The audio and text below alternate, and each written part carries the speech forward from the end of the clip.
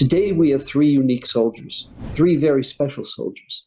Ella, whose family is from Kibbutz Be'eri, Yoav, whose family is from Kfar Aza, and Ron. Ron is someone who's serving right now in Miluim, in reserves, but had a whole career in the role of the spokesperson's office.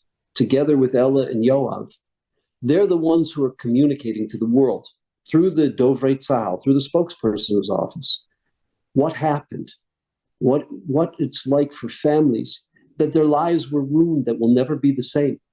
And no matter how much they rebuild, this has changed their life. What we're experiencing is the greatest tragedy in our history since, it's the greatest one-day tragedy since the Shoah. We're going to start with Ella. Ella will share her family's story, not only what happened, but Ella's going to share with you what their life is like trying to rebuild in the aftermath of this tragedy. And at this point, we can hand it over. Ella, thank you very much for taking the time, for sharing with us, and for educating us. Thank you for having me. It's always hard to know where to start this story, but I guess I can start with my grandparents. My grandfather was born in Germany and moved to Israel when he was 7. Then he met my grandma, and they both helped to establish Kibbutz Be'eri. This was in 1946. So my roots are deeply inside Be'eri since I was born.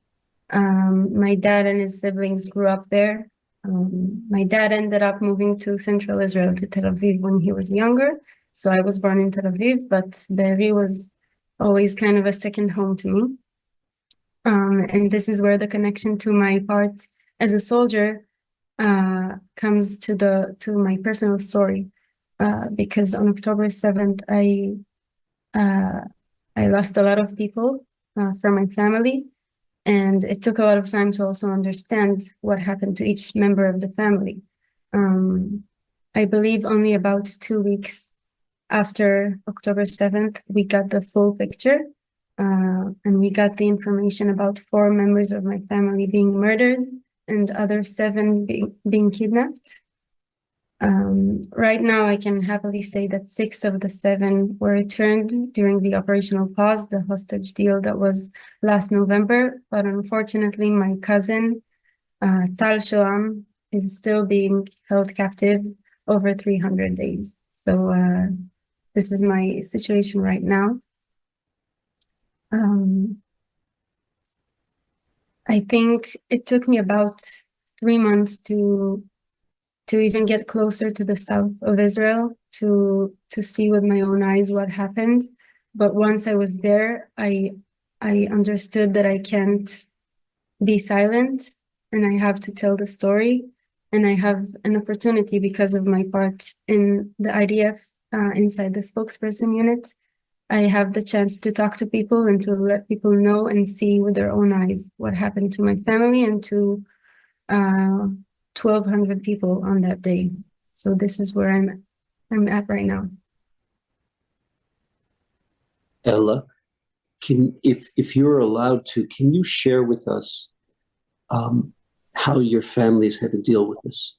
Both those who were hostages, just trying to rebuild their lives after the 50-some days that they spent as captives of Hamas, and those who were not hostages, what it's like trying to rebuild their lives. In the beginning, before the 6 members of my family returned, it was pure chaos. We had to navigate between mourning and grieving, and also fighting to bring our loved ones that still can be saved, to bring them back. We didn't have time to grieve and to sit Shiva as we should have. We still didn't. And after the 6 of them came back, it was a huge relief. We were very, very happy for about a week until we understood it's going to take a lot of time and efforts to bring everyone back. Inside these 6 people, we're talking about 2 kids, Yahel, which is 4 years old, and Nave, 8 years old. They were both kidnapped with their mom and dad. and their dad is the one that's still kidnapped. So they are better. They are, of course, not hostages anymore. They're trying to deal with the trauma, but they cannot fully get out of this story and this trauma without their dad being back. We can't lie to them about where their dad is. We can't tell them stories because they know for themselves. They've been there, they saw everything. And it still shows. I think it's better every day, but it still shows by them drawing pictures of Hamas terrorists holding guns. And I saw the drawing. It looks like a terrorist. It looks like an M16 gun. They know how it looks like. And they talk about it and they cry before they go to sleep. And it's only gonna get better once their dad is back. So we're still kind of navigating through the healing and the fighting for our loved ones that are still there.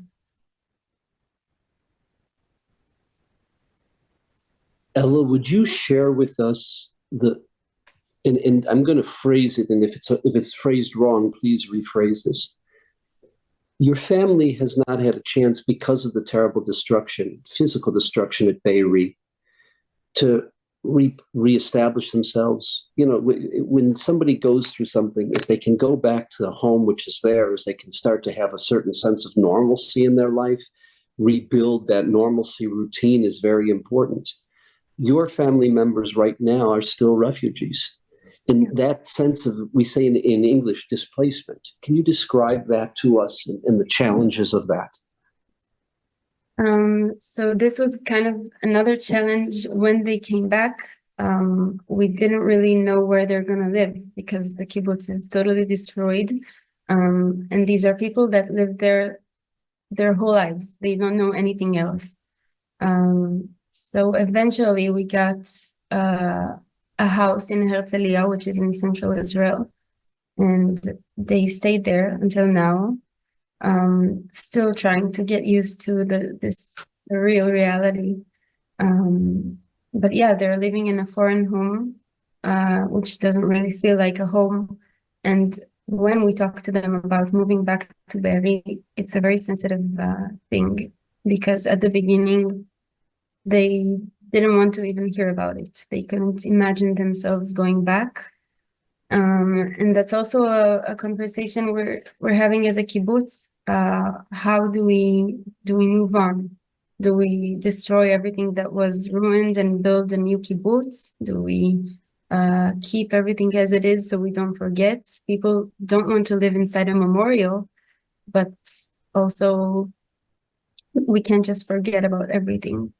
So there isn't an actual answer for your question, but I think we're gonna understand with the time that passes, and also it depends on when Tar will come back and how fast or quick the healing is gonna be, or when it's gonna start. But right now everything feels temporary.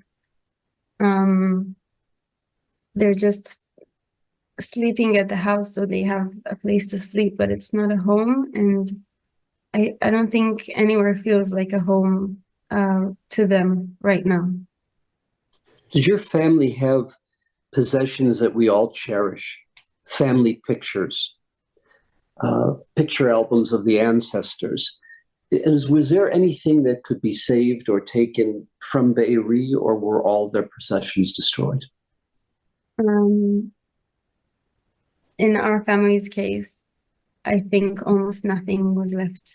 I found a part of a plate in my aunt's house, a small part of a table, but not a lot other than that. Unfortunately, the terrorists decided to fully destroy the houses of my family. It was kind of random. Not all the houses in the kibbutz are completely destroyed, but in my family's case, there's not much left except for what was kept in other houses. In my house in Tel Aviv, on the computer, what was backed up.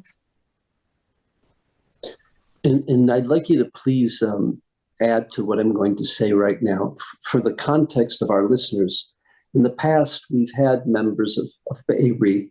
Be'eri is a very crucial, as is Kfar Aza, we're going to be hearing later from Yoav. These communities were set up strategically to be the buffer between Egypt, Mitzrayim, and Israel. And keep in mind, the first, until the Sadat Begin Accords, until the peace accords, the greatest existential threat to Israel wasn't Syria, wasn't Jordan, wasn't Iraq, it was Egypt. Egypt was the most powerful army.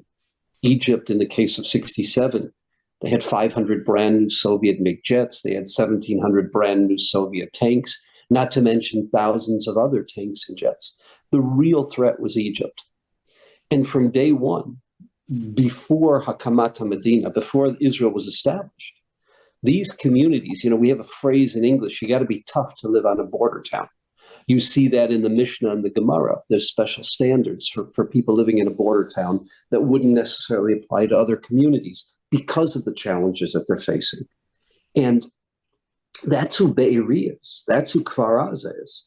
So from a point of view of Israeli history and Jewish history, we have incredible gratitude to the families that live there, that established these communities. And just one other point, and those of you who've read the Michael Oren, which is really the authoritative work on the history of the Six-Day War, under General Gavish, under General Sharon, you had thousands of soldiers encamped around Be'eri, waiting during the Hamtana, preparing for what would be the Six-Day War. And thousands of graves were dug at Kibbutz Be'eri in anticipation of the slaughter of our soldiers, the slaughter of our border communities. And thank God in 1967, we didn't have to use those graves. Those were thousands of graves dug that never had to be filled. The tragedy that we're living through today in 2024, in the aftermath of the Simchat Torah massacre, is that tragically there are graves that has to be filled of Be'eri, but unfortunately they couldn't even be buried there because it was a war zone in the aftermath of October 7th. They couldn't even be buried there. And the other tragedy is that there's certain remains that there's nothing left to bury. And there are certain bodies that are being held right now in Gaza. And I'm talking about those that we know are no longer alive. We can't even bury them. And there's no sense of closure. There's no sense of finality. And Ella was describing that with her family. And that sense of not having a sense of closure, not having psychologically the ability to go back home, to rebuild, to restart your life, that's a horrific way to live. Ella, I don't know if you want to share any other thoughts. Yeah, I do. It's unbelievable that even the people that we lost, we can't have a full closure with. My family still isn't in Be'eri, in the cemetery of Be'eri. And still we get text messages every once in a while about the dates we're gonna say goodbye, as we should have done at the beginning, to the people that we lost, that are finally being brought to Be'eri. And we're almost 10 months after, and there's still not a full closure.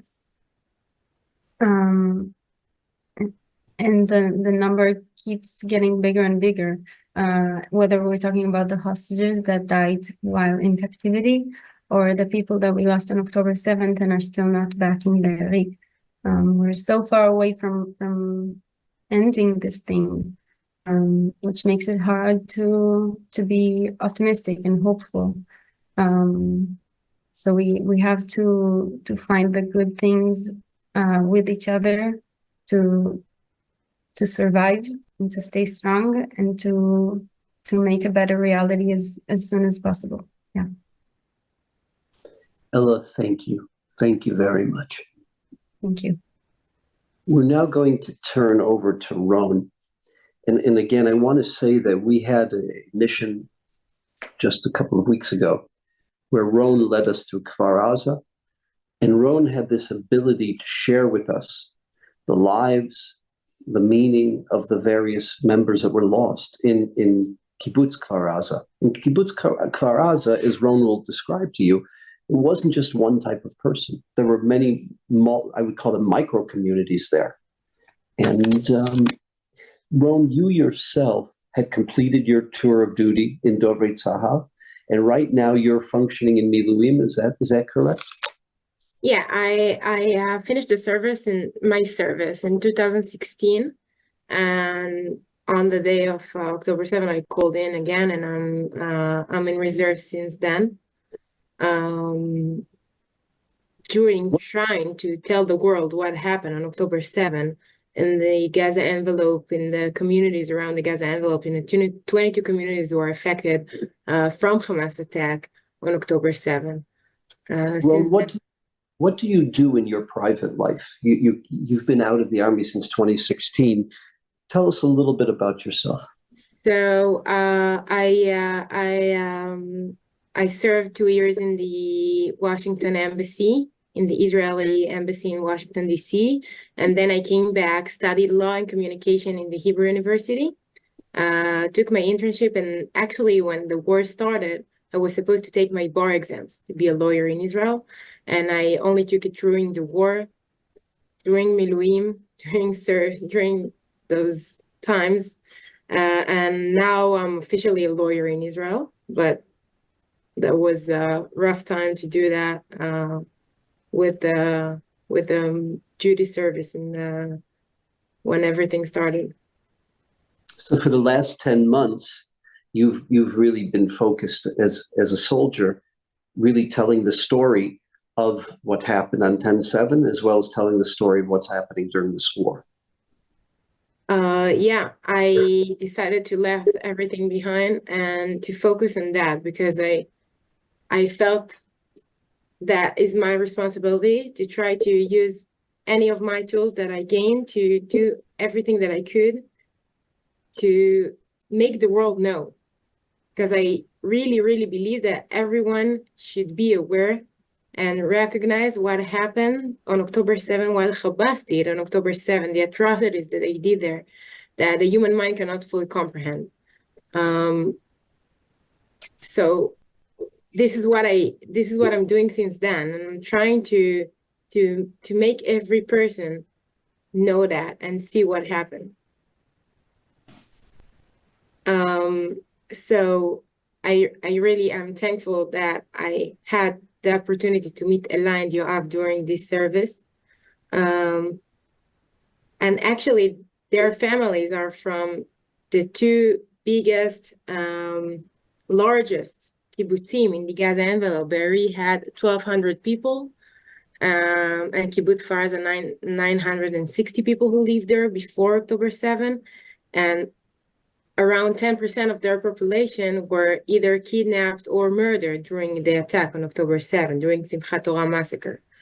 And when I was first there, I think that I didn't have the chance really to process what I saw there, what I smelled there, the smell of that was there, the smell of blood, fire, and the atrocities were all over.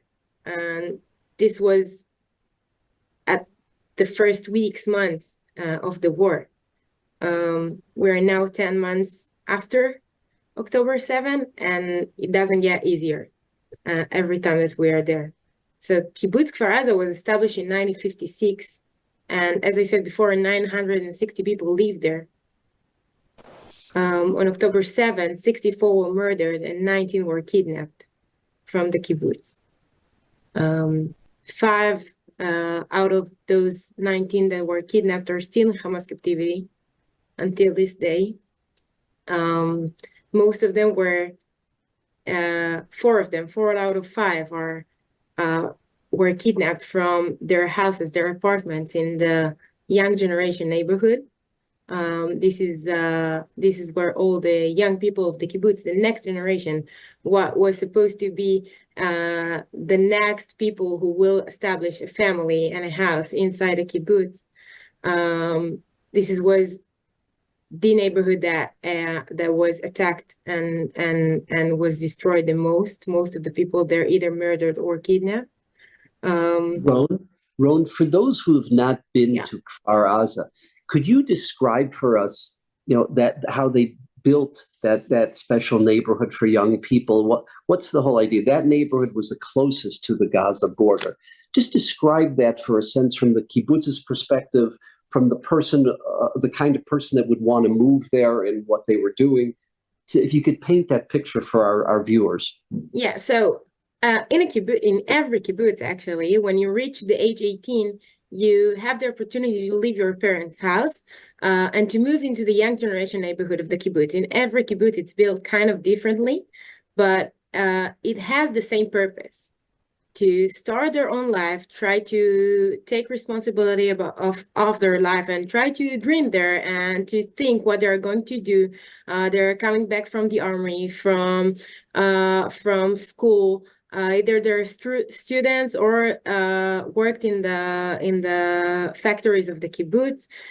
It depends on each kibbutz of what you're doing there. And after work, you're coming back to the people that you grew up with, because they're kind of in the same ages, between 20 to 30 max, and live there together, dreaming, doing barbecue, playing karaoke. Yoav can tell us how it was there before October 7th, how happy. It was the happiest place in the kibbutz. And it's kind of built like a community inside a community. It built with apartments. Each apartment has a bedroom that is used as the safe room, a living room, small kitchen and small bathroom, and this is it. And the most important thing, it's not the apartment, it's what happens outside of the apartment. It's the community. And this is where everyone went. And it builds that way in Kibbutz Kfar Aza, that this neighborhood was the closest one to the border with Gaza, right in front of Jabalia. And actually, when you stand there, you can see it right across from you. If you stand in the just to share with those who are participating, Jabalia, you've heard that phrase, Jabalia refugee camp. That was one of the most vicious, horrific places in Gaza in terms of the quality of the terrorists, the number of terrorists, the hatred from that community. And it's the other side of the border. How far, Ron, was that from Kfar Aza? So it's about a mile far, 20, 30 minutes walk through the fields between the kibbutz and Gaza. And from Jabalia, most of the terrorists that infiltrate to Kibbutz Kfar Aza and other communities in the area came from. Also, the second and the third wave of looters, of regular Gazans that are not associated with Hamas, came through the same way, right after the terrorists infiltrated the kibbutz. The people who lived there, who were saved from the attack on October 7th, described the life before October 7th, how it was to live there. And they said, one of them, that he used to stand there just like that and see Jabalia from just across the fence of the kibbutz, and thought and believed that he's saved. And even like if like he said that he wasn't afraid at all, because he thought that on the other side that he have friends and people who truly believe that they're not wanted to harm them or do anything to them, just to live in peace and quiet. And when I asked why to move there, why do you stay so close to Gaza, so they said that why not? It's a beautiful place. It's heaven on earth, so quiet and peaceful, and they actually can grow together and decide what they're going to do with their life, and share and experience things together as a community inside a community, far from their parents, but not that far. And why not? It's like, why are you even asking me this question? It's so clear why to choose to stay in the kibbutz and live in this neighborhood. You painted a picture very clearly to us of this incredible communal life, these young people starting out their so to speak, their young adulthood together, etc. Now, if you could paint a very different picture, what happened? on 10/7? What happened on the Simchat Torah massacre? And tell some of the stories of the people that lived there. So on October 7, as you already know, of course, 6:30 in the morning, there were alarming amount of alarms started hearing along the kibbutz and the Gaza envelope and all over Israel. What we do as Israelis, we know that we're going to the safe room, the safest place that we have. We're going in, we just shut the door because the doors are not locked. And you stay there until the rocket threats are passing and the Iron Dome is protecting us. But on this day, it was different. Following those alarms, ongoing alarms, they start hearing in the kibbutzim, in the communities around the Gaza envelope, yelling in Arabic and gunshots outside the houses. People immediately understood that this is something else that happens there, and they try to make their families safe inside the safe rooms. People stay there, and they didn't knew that almost 300 terrorists infiltrated to Kibbutz Kfar Aza and intend to murder, to butcher, to do as much damage as they can. And they came very well prepared. They came with gun machines and pickup trucks and motorbikes with RPGs, grenades, tires and gasoline they brought from Gaza to set the houses on fire because they knew that people will be hiding in the safe rooms, and they wanted to make them come out from the safe room. So they set the houses on fire, and they waited for them outside the windows in order to kidnap them to Gaza. One very, very brave and very incredible man was kind of a simple as to me as Israeli and to us as a community and to Kibbutz Kfar Aza and the regional council of Sha'ar HaNegev. It's Ophir Liebstein. Ophir was the head of the regional council, and he grew his family there, and he was supposed to run again to re-elect in the regional elections that we are supposed to hold in November in Israel. And he was also a part of the protective squad of the kibbutz. So another part that we must understand is that there was a protective squad in each of every kibbutz that close to the border. They have a first responders team of members of the kibbutz that have rifles, stores in the armory in order to get the first response if something like that happens, if terrorists infiltrate to the kibbutz. So all of them are going to the armory to get their weapons and going to their positions inside the kibbutz. Ophir did that and went to the armory to get his weapon, and he was one of the fewest that actually succeeded to do that because the terrorists waited for them in the armory. He ran back to his house to protect his wife and his 3 sons that were there in the house on that day. But before he managed to enter the house, 20 meters from the house, he had a gun fire with the terrorists that waited for him there, and his body was found 20 meters from the entrance of the house. The one who found the body was his son,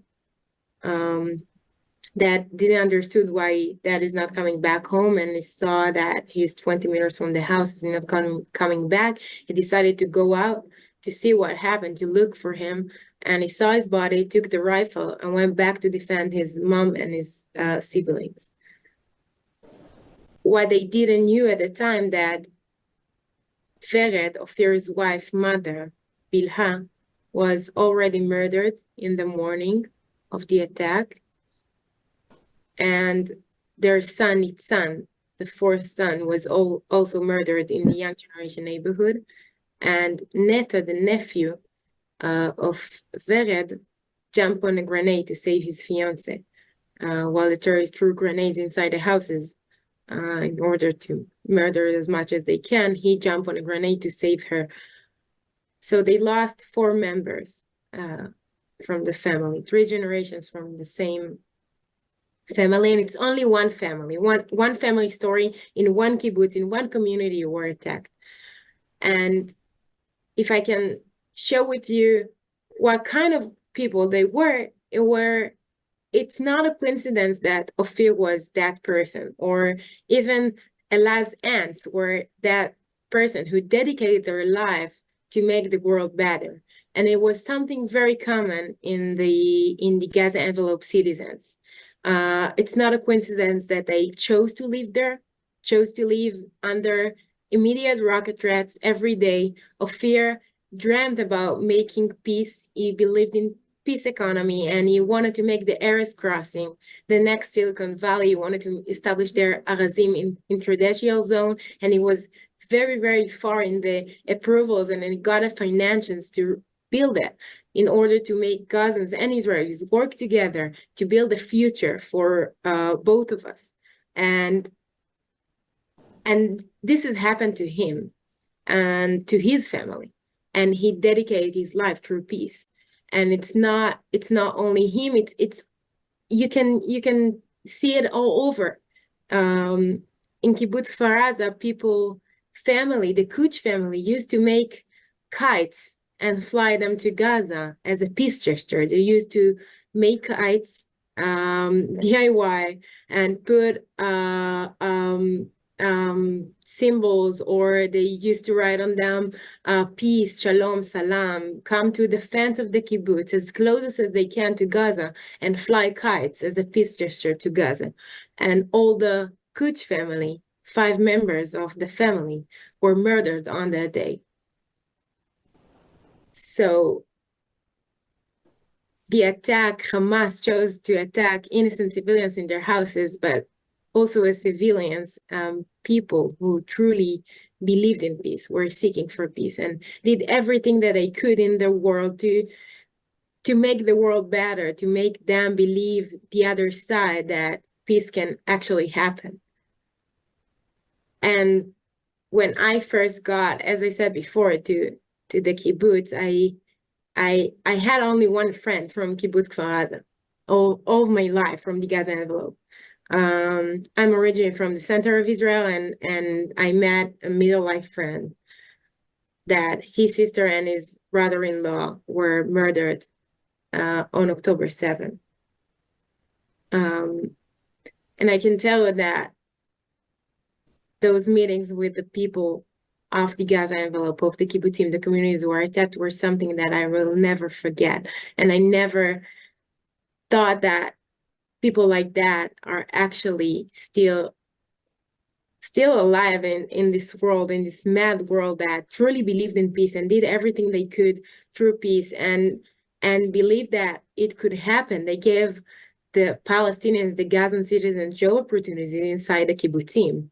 They used to drive them to treatments in Israel, in the hospitals in Israel, through the Erez crossing with their own cars, on their own time, on their free time. They used to schedule with the Palestinians a ride to the hospitals in Israel so they could get their treatments in the Israeli hospital. Those are the people that we are talking about, that were attacked, murdered, kidnapped from their own houses, from the safest place that we know that we have, our safe rooms inside our houses.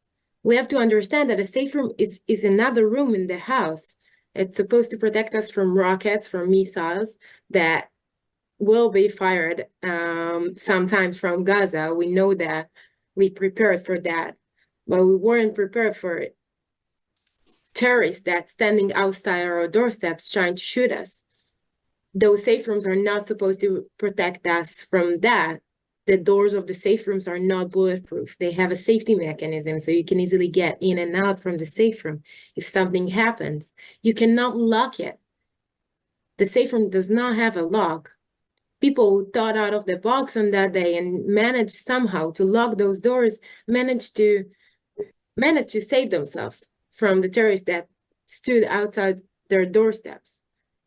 But those safe rooms were the strongest and safest place that we knew that we have, and they targeted specifically the safe rooms. In the young generation neighborhood, they shot RPGs through the safe rooms because they knew exactly that the people will be hiding there. And they tried to to infiltrate to the safe rooms. They tried to murder them inside the safe rooms. They burned the houses in order to get people to go out from the safe rooms. And that was the reality on October 7. And as I said before, the human mind cannot fully comprehend even being there and see those stuff on your own eyes after 10 months when the blood was cleaned and the bodies are not there, and the smell of that was there for weeks. When the birds came back and the trees are growing again, it's hard to understand, but the world have to and must to see that and not ignoring that, because silence is not an option for anyone in the world. So thank you for doing that, for hosting us on this day. Ron, thank you. Thank you very much, and for your personal sacrifice to the Jewish nation, to Israel, and for sharing with us. We're very grateful to you. Thank you. At this time, we're going to turn to Yoav. Yoav's family lived on Kfar Aza, a family that had been there for generations.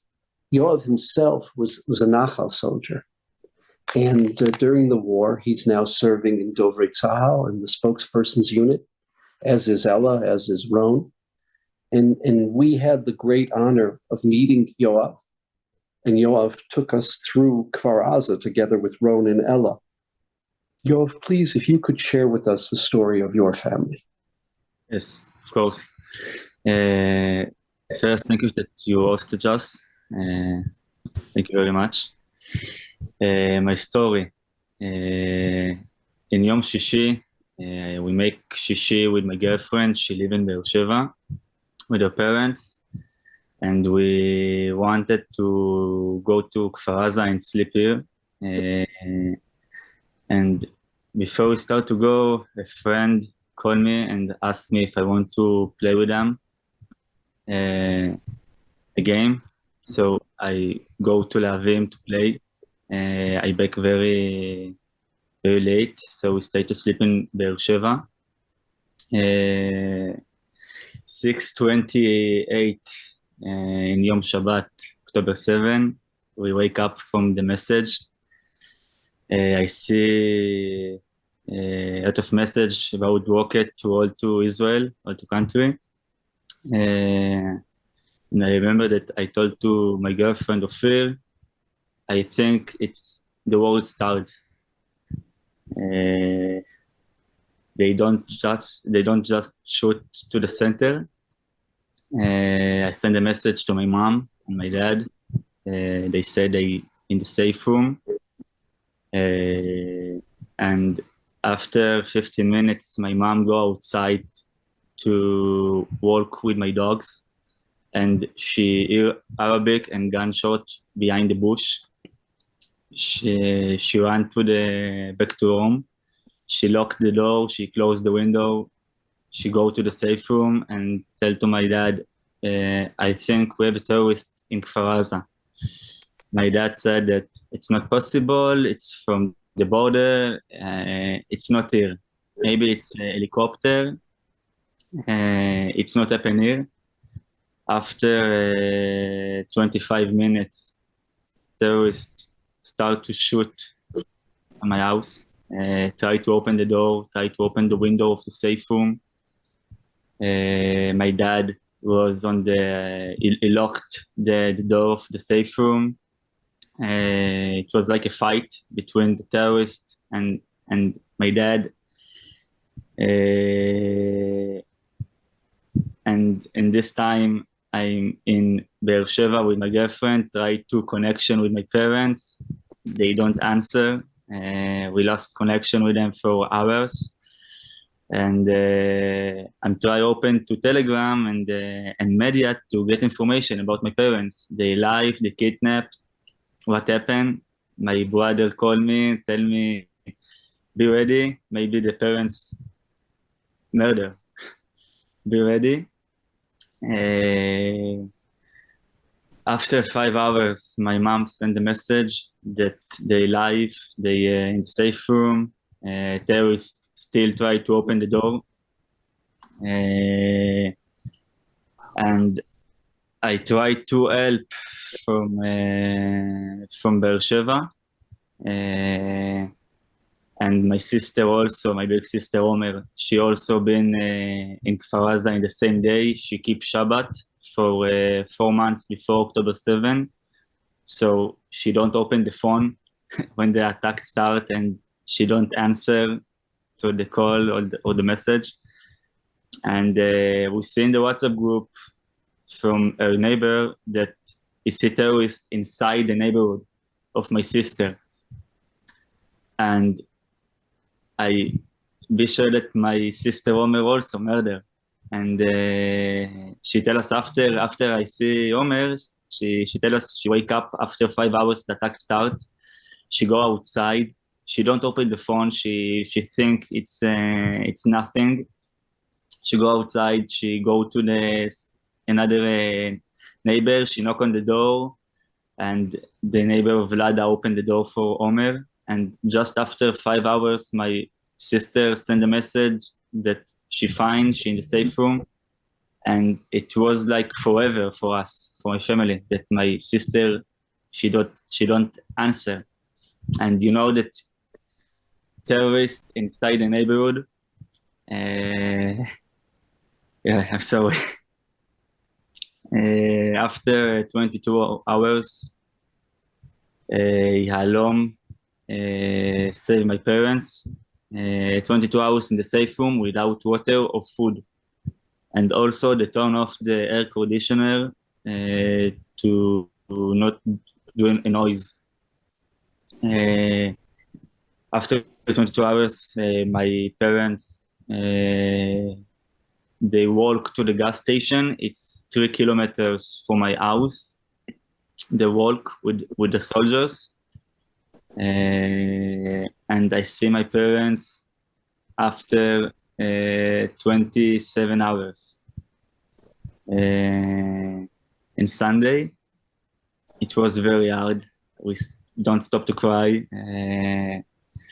And when I see my parents in the center, I still get a message in the WhatsApp groups that people still in the safe room in Kfar Aza, terrorists still to kidnap or kill. It was very hard, and I remember the first days of the attack. I go to Shfaim, to Hotel Shfaim. It's the hotel that hostage all the Kfar Aza community. And you see all the people of Kfar Aza, they cry. Every second you get a name about another man that murdered or another people they kidnap. And the first day was very hard for everyone. We want to talk about the young delegation, the Dor Tzair in Hebrew. I want to share about one story. My best friend Ophir, she murdered in the safe room in the young delegation. She sent a message in our group in 10 in the morning that she shot in the end, and we tried to help for Phil. And after 45 minutes, she sent another message. It was the last message from Ophir that she said that I love you guys, knew it. And after 10 hours, the soldiers found Ophir's body with 5 bullets in the chest. And all the room was black from the fire, from the smoke of the fire. Yeah.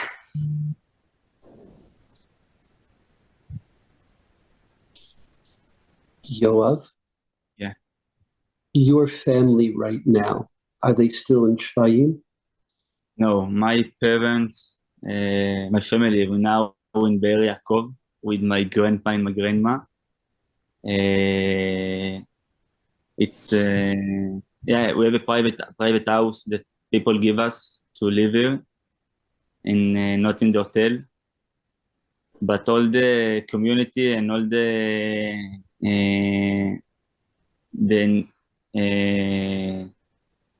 wow, I forget the word. אספות. אספות קיבוץ. Yeah, the gathering of the refugees. The meetings of Kawaza, yeah.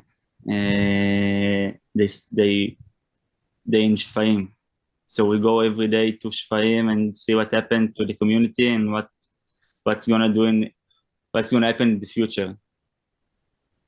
If I could ask you a similar question to what we asked Ella earlier, for your family that, they don't have a chance to go back to rebuild their home. They don't know when they're going to come back, if they're going to come back. That notion of being in Ben Hashmashot, it's a twilight zone. That frustration, if you can describe that to us. Yes, I can say about my family that we want to back to Kfar Aza, and we want to build a new house and build a new community. It's hard for everyone, especially for my parents.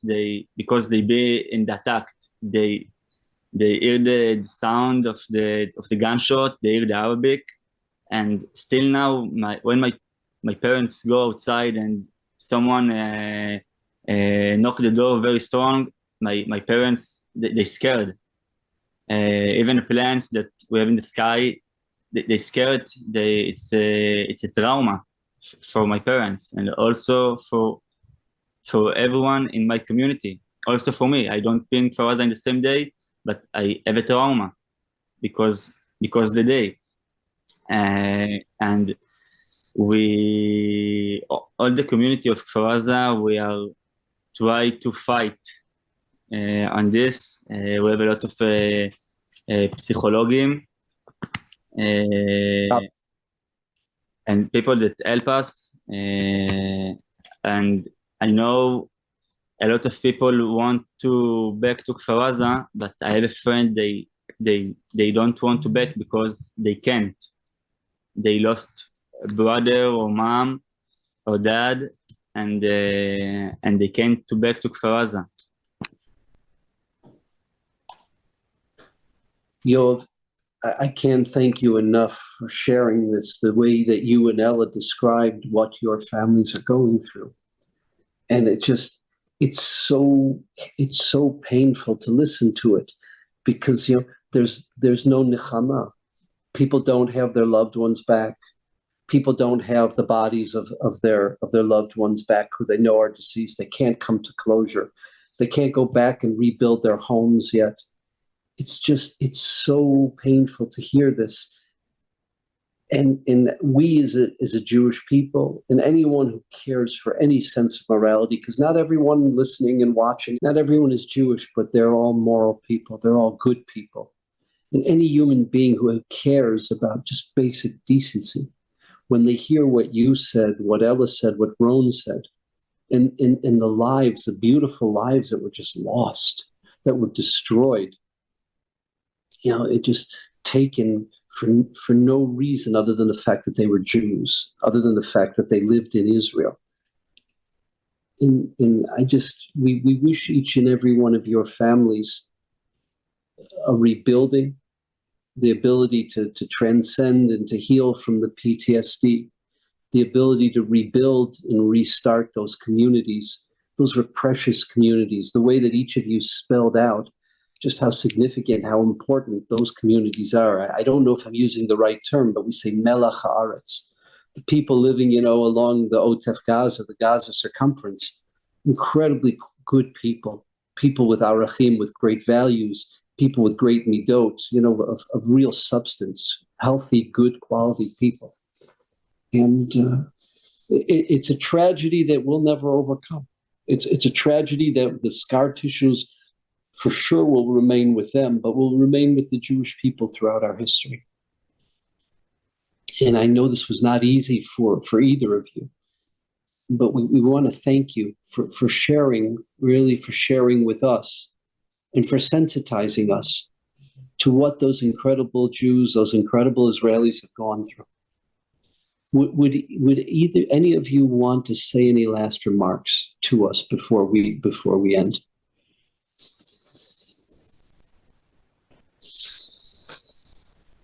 I want to say we need to make a deal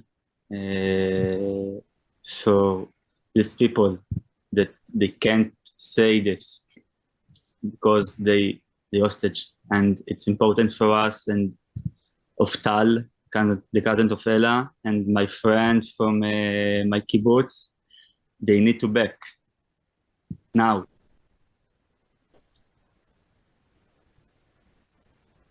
Yeah, that's exactly what I wanted to say.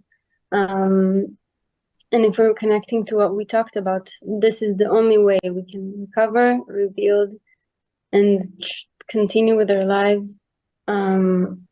We kind of have a few situations we're dealing with. We have the grief about the people we lost. We have the fight over the people that are hostages that still can be saved. And we also have our lives that we still need to live. So these are three situations that are impossible right now. And only when all of the hostages come back, we can start to recover, we can grieve, and then move on with our lives and try to continue in a better way.